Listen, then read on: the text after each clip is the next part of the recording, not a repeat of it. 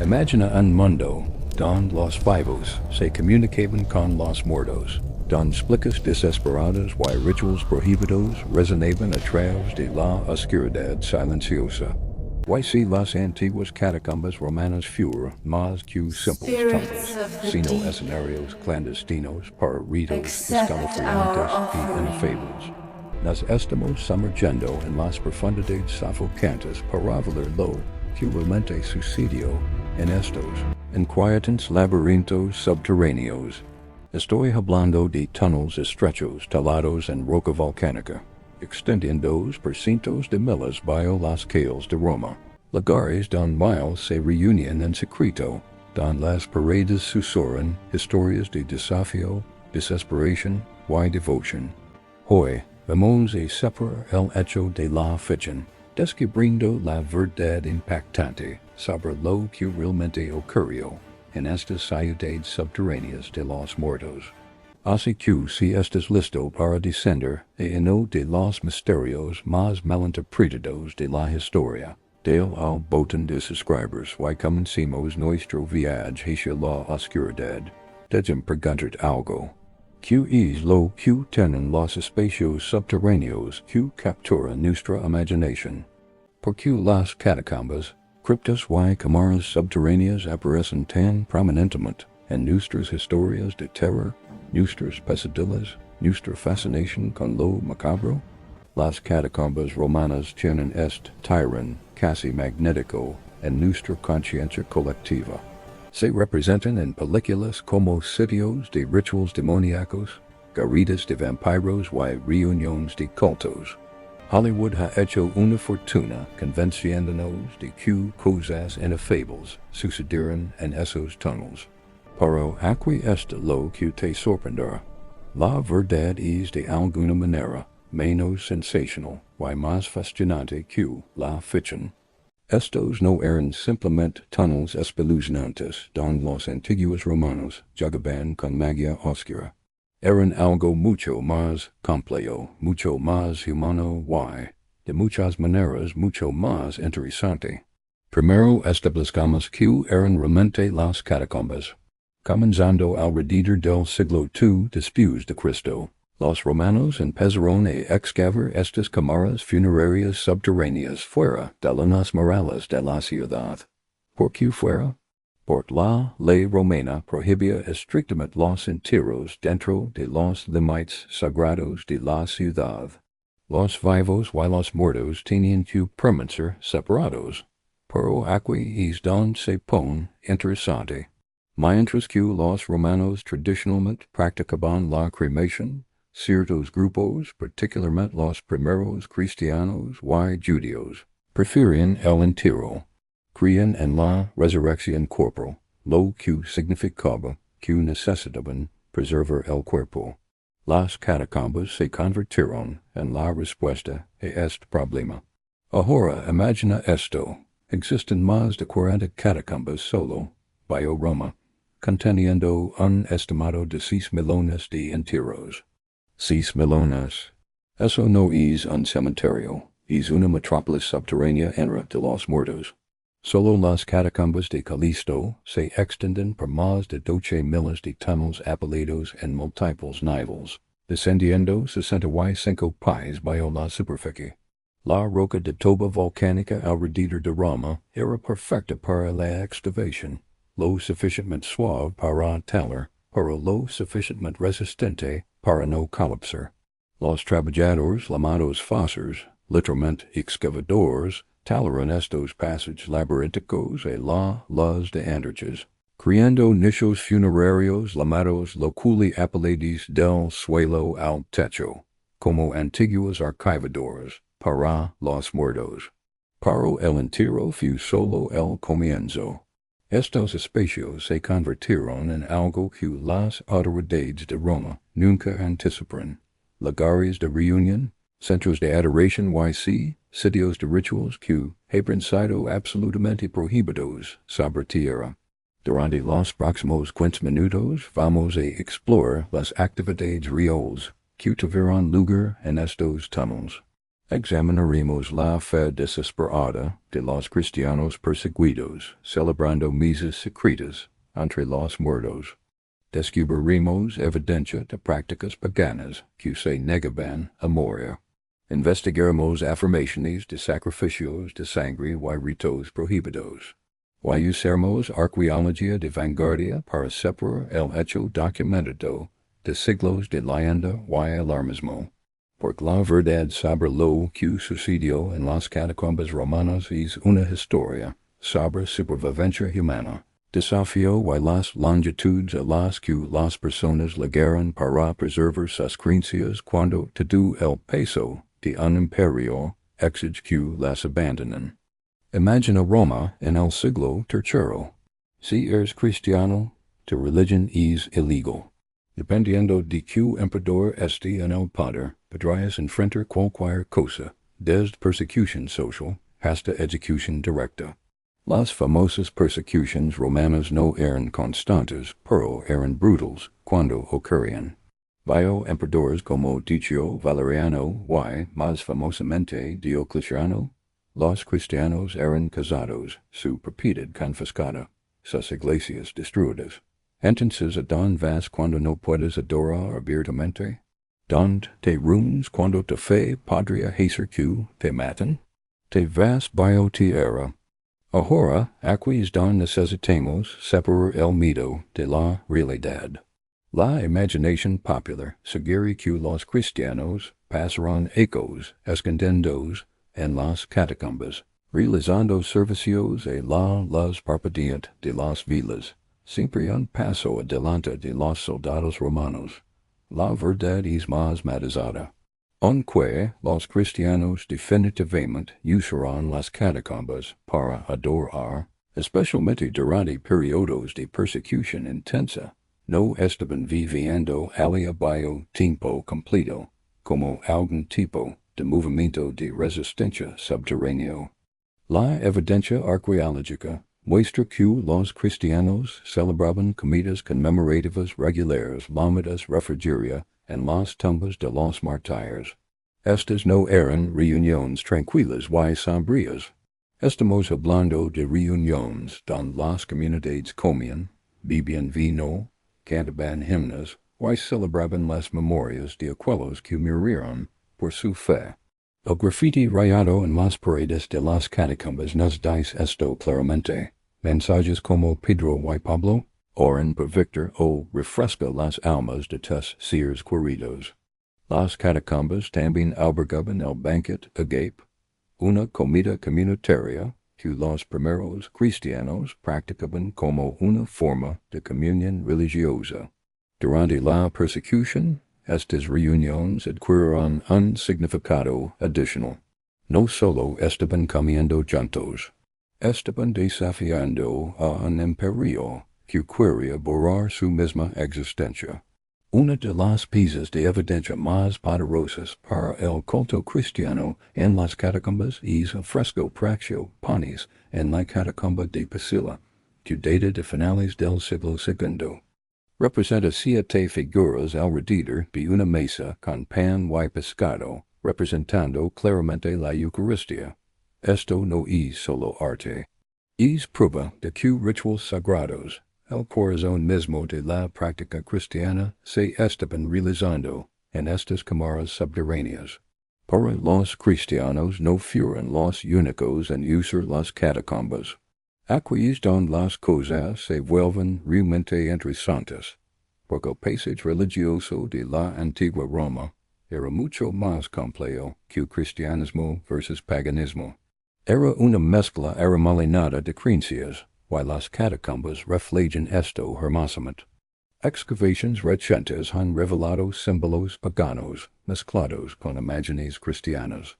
En algunas cámaras encontramos un símbolo cristiano quiro en una pared y motivos paganos en otra. ¿Por qué?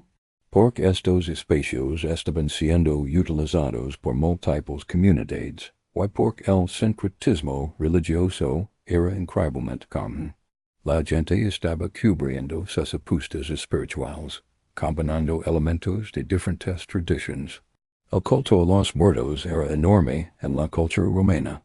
Los romanos creían que la veneración apropiada de los ancestros era esencial tanto para los vivos como para los muertos. Daban ofrendas en las tumbas, vertían libaciones, celebraban elaboradas comidas conmemorativas. Cuando las personas se convertían al cristianismo, muchos no abandonaron completamente estas prácticas. Las adaptaron. Puedes ver esta fusión en la catacumba de Vía Latina, donde escenas de mitología pagana aparecen junto a narraciones bíblicas. Hércules y el Antiguo Testamento existiendo lado a lado, por para estas personas antiguas, no eran necesariamente contradictorios. Los primeros cristianos desarrollaron un sistema elaborado de símbolos, precisamente por necesitaban comunicar su fe, sin atraer atención no decida. El pez o ichthys se convirtió en el símbolo cristiano más famoso. ¿Por qué un pez? Porque en griego, pez es ichthys, que forma un acróstico. Isis Christos Theos Soter. Jesucristo, Hijo de Dios, Salvador. Para el simbolismo vie más profundo. El ancla representaba esperanza y firmeza. La paloma simbolizaba el Espíritu Santo y la paz. El fénix tomado de la mitología pagana representaba la resurrección. Estas no eran solo elecciones decorativas. Eran un lenguaje codificado que permitía a los cristianos identificarse entre sí y expresar sus creencias mientras mantenían una negación plausible si eran cuestionados por las autoridades. Las inscripciones cuentan historias que rompen tu corazón. Epitafios simples como Florencius hizo esto para su merecido hijo, que vivió 7 ecos 10 meses 20 días. O explicas más desesperadas, que vivas en Dios y en paz con los santos.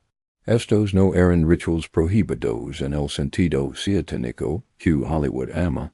Eran prohibidos porque el Estado romano los había declarado ilegales. El verdadero escándalo, la verdadera transgresión, era simplemente creer algo diferente, y negarse a renunciar a ello, incluso bajo amenaza de muerte. Muy bien, abordemos el elefante en la habitación, o más bien, la sangre en el altar. ¿Hubo rituals prohibidos reales en las catacumbas? ¿Sacrificios humanos? ¿Magia de sangre? ¿Ceremonias oscuras que justificarían todas esas representaciones de películas de terror? La respuesta corta es, casi con certeza no, de la manera que estás imaginando. Pero la respuesta más larga es más compleja y francamente más interesante.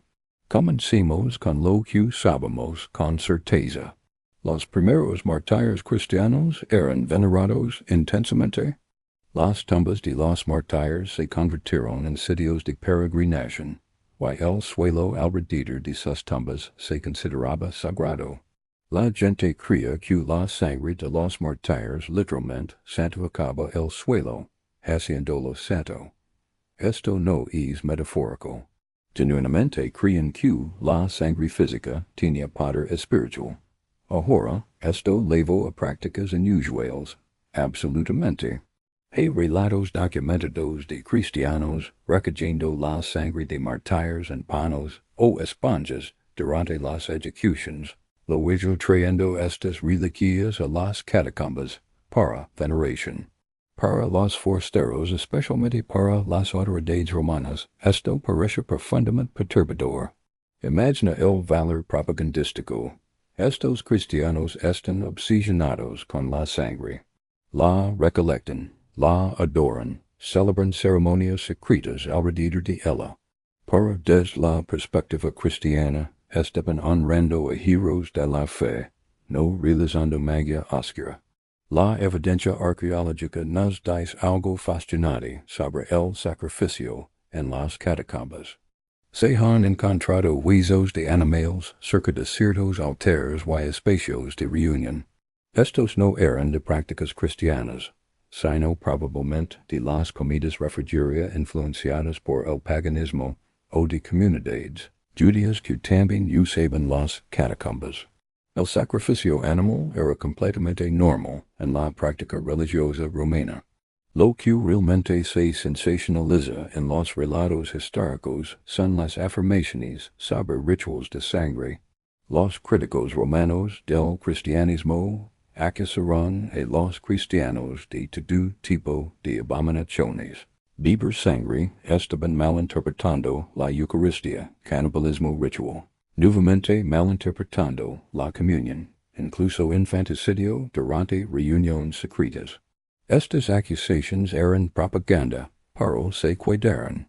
Y siglos después, cuando la gente exploró las catacumbas y encontró símbolos extraños, cámaras oscurecidas y sí, mancas en altares de piedra. Las imaginaciones se desbocaron. Análisis moderno de esas mancas generalmente vino a veces sangre pero de los animales que mencioné.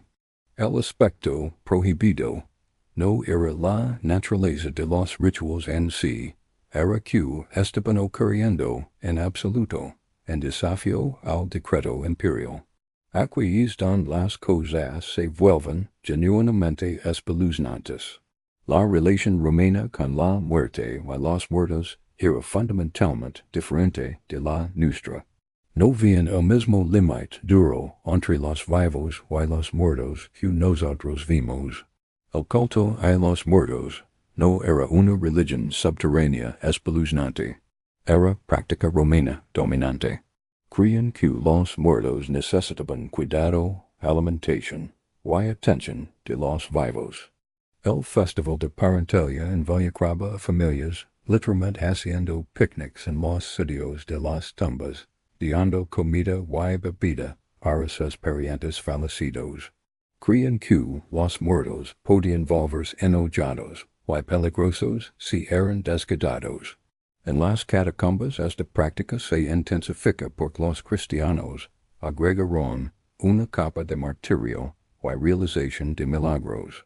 No solo recordaban a los muertos, oraban a ellos, pedían su intercesión, creían que podían realizar milagros desde más allá de la tumba.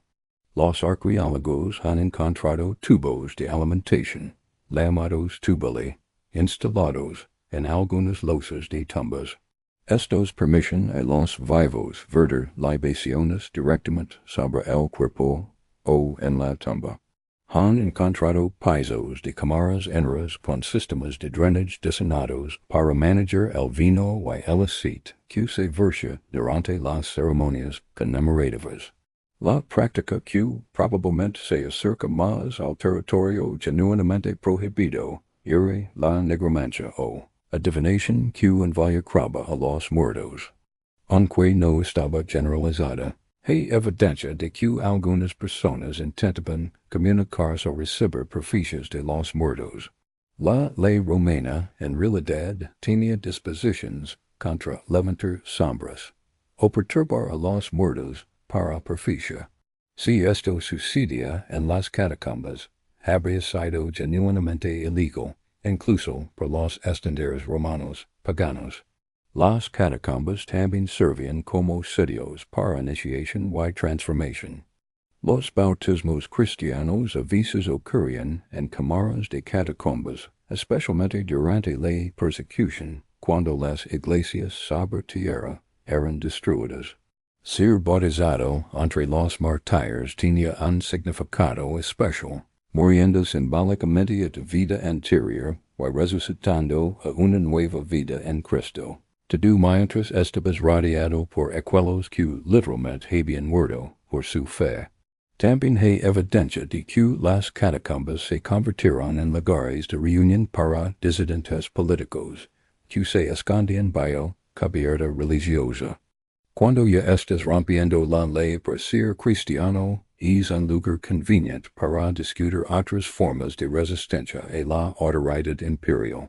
La iniciación en cultos de misterio cristianos, la disciplina arcana o disciplina del secreto, significaba que ciertas enseñanzas solo se revelaban a los completamente iniciados. El catecismo, la enseñanza de la doctrina cristiana, A menudo ocurría en esta paz, con nuevos conversos aprendiendo misterios más profundos, solo después de probar su compromiso. Las catacumbas, con sus pasajes laberínticos y cámaras privadas, eran perfectas para esta revelación graduada de conocimiento sagrado. Para los forasteros esto se veía exactamente como un culto de misterio, no diferente del culto de Mitra o los misterios elusinos. Conocimiento secreto, cámaras ocultas, ritos de iniciación. El hecho de que estuviera sucediendo bajo tierra solo agregaba a la sensación de que se estaba transmitiendo conocimiento prohibido.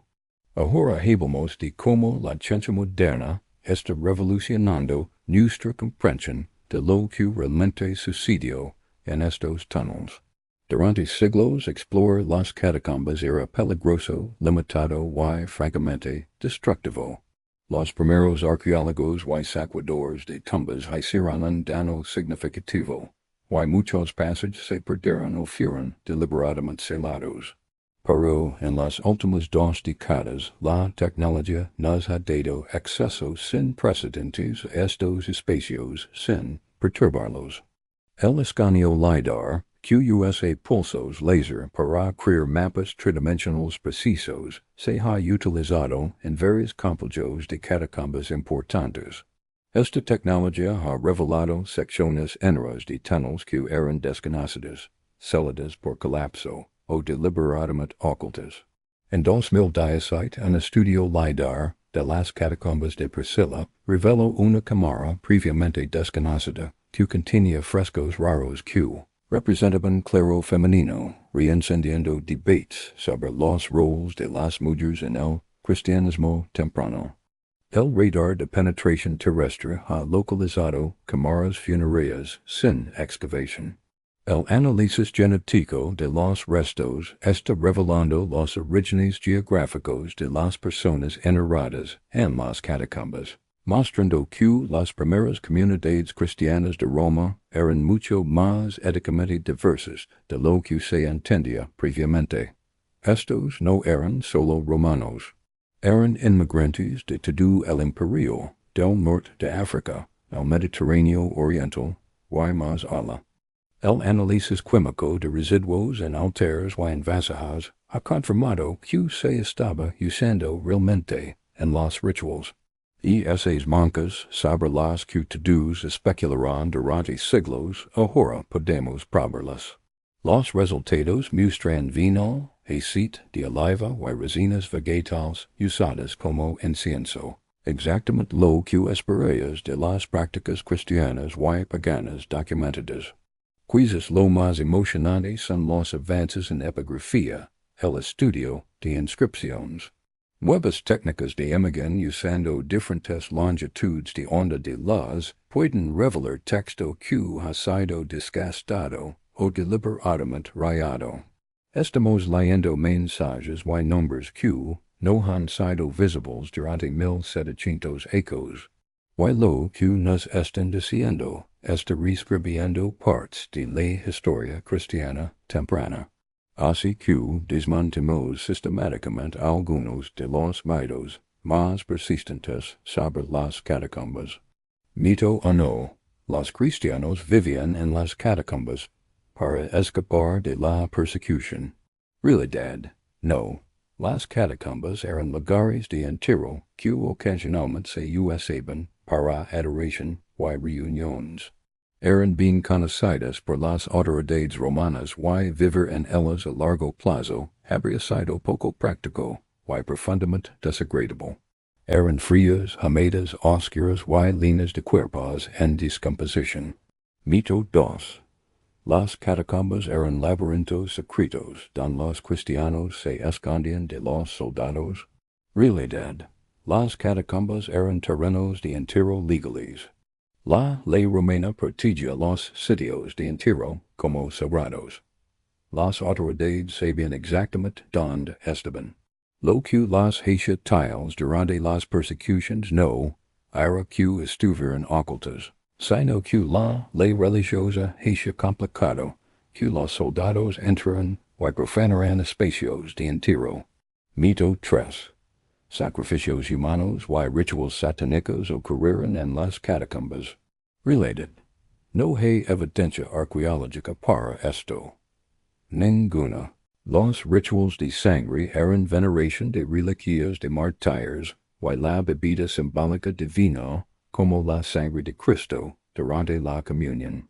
Ambas prácticas, que podrían parecer extrañas para los forasteros, pero no eran prohibidas por la ley romana, debido a su contenido, solo porque el cristianismo en sí era ilegal.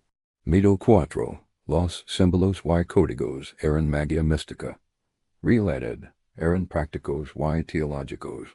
Identificaban espacios cristianos, transmisión mensajes bíblicos a través del arte, y ayudaban a las personas a navegar los complejos sistemas de túneles. El misterio en ellos es religioso, no oculto. Mito 5. Las catacumbas están llenas de maldiciones antiguas, y peligro sobrenatural. Realidad. Esto es pura Hollywood. Los peligros de las catacumbas son mundanos, colapso, perderse, agotamiento de oxígeno, secciones mal ventiladas y patógenos de restos antiguos. Pero aquí está lo que es que todo esto si verdaderamente convincente.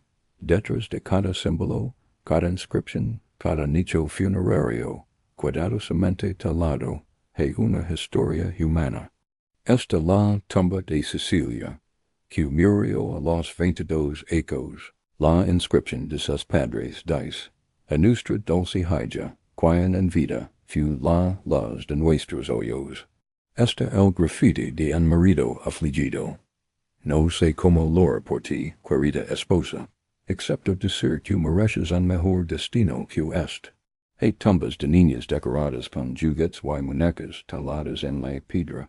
Hay sitios de entierro masivo de ecos de peste, donde las familias arrollaron docenas de cuerpos con prisa desesperada. Los rituals prohibidos que hemos estado investigando fueron en última instancia expresiones de esperanza contra la desesperación. Estas eran personas viviendo bajo un imperio que exigía conformidad religiosa, enfrentando persecución, enfermedad, dificultades económicas y el miedo humano universal a la muerte, y lo que viene después. Cuando se reunían en esos túneles para celebrar la comunión, no lo estaban haciendo porque era emocionante o transgresor. Lo estaban haciendo porque su fe era lo único que tenía sentido en un mundo caótico, a menudo brutal. Cuando talaban símbolos en las paredes, estaban dando mensajes para creyentes compañeros. Estuvimos aquí, creemos, resistimos. La historia real de las catacumbas no se trata de magia oscura prohibida o conspiraciones antiguas. Se trata de resiliencia humana, de personas encontrando formas de mantener su identidad y creencias, incluso cuando el imperio más poderoso del mundo les dio que no podían. Entonces, ¿qué queda de estos mundos subterráneos hoy? ¿Puedes visitarlos que se sigue descubriendo? Varias de las principales catacumbas de Roma están abiertas al público. Las catacumbas de San Calixto, San Sebastián, Domitila y Priscilla reciben miles de turistas cada año. Pero aquí está la cosa. Solo estás viendo una fracción minúscula. La mayoría de los pasajes permanecen cerrados al público, y así porque son demasiado peligrosos, demasiado frágiles, o todavía están bajo investigación arqueológica activa. El Vaticano mantiene un control estricto sobre varias catacumbas cristianas, y la Comisión Pontificia de Arqueología Sagrada supervisa las excavaciones y la preservación. Son comprensiblemente protectors. Estos sitios son recursos históricos invaluables y espacios sagrados para millones de creyentes. Lo que es particularmente emocionante es que nuevos descubrimientos todavía están ocurriendo regularmente. En 2021, los arqueólogos encontraron un complejo de catacumbas completamente nuevo bajo un estacionamiento en Roma. Los estudios iniciales siguieron que contin al menos 2 miles de tunnels que nadie ha explorado en más de un milenio. El cambio climático y el desarrollo urbano representan amenazas serias para las catacumbas. La infiltración de agua está aumentando y las vibraciones del tráfico moderno arriba están causando daño estructural. Algunos pasajes que fueron estables durante 2000 años ahora están en riesgo de colapso. Preservar estos sitios para las generaciones futuras es un desafío continuo. ¿Por qué las catacumbas continúan fascinándonos? ¿Por qué en 2024 todavía estamos haciendo videos sobre lo que sucedió en túneles romanos hace 2000 años? Creo que es porque representan algo profundo sobre la experiencia humana. Son evidencia física de las longitudes a las que las personas llegaron para preservar lo que se harían. Son un recordatorio de que la fe, la comunidad y la identidad valen la pena morir para algunas personas. También representan misterio en el mejor sentido. No todo ha sido descubierto. No cada inscripción ha sido traducida. No cada cámara ha sido mapeada. Todavía hay secretos al abajo, todavía historias esperando ser descubiertas.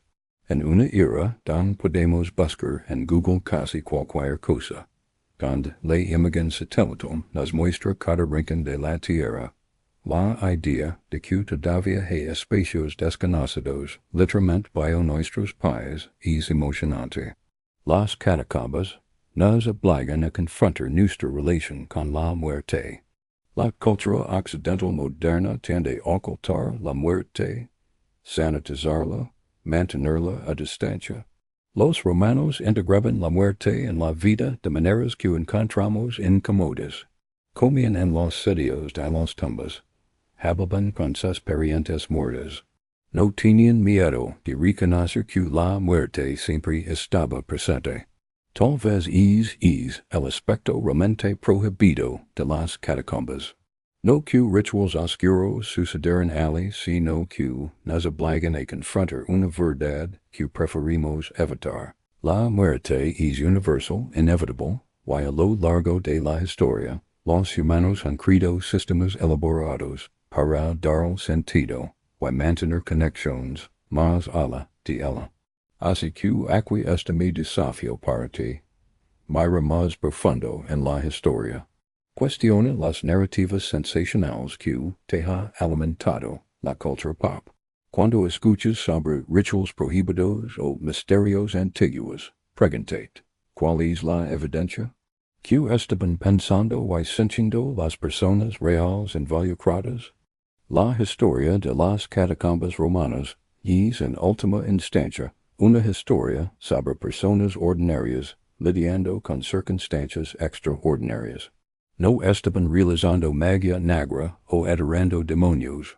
Estaban enterrando a sus muertos con dignidad, aferrándose a sus creencias a pesar de la persecución, y tratando de mantener la comunidad en un mundo hostil. Y esa es una historia que resuena a través de los siglos, porque los humanos no han cambiado fundamentalmente. Gracias por unirte a mí en este viaje hacia las profundidades. Si disfrutes esta inmersión profunda en lo que realmente sucedió en las catacumbas romanas, dale al botón de me gusta, y suscríbete para más exploraciones de los misterios de la historia. Deja un comentario abajo. ¿Qué otros sitios antiguos quieres que investigue? ¿Qué secretos todavía están enterrados, esperando ser descubiertos? Hasta la próxima, sigue cuestionando, sigue explorando, y recuerda, la verdad siempre es más interesante que la leyenda.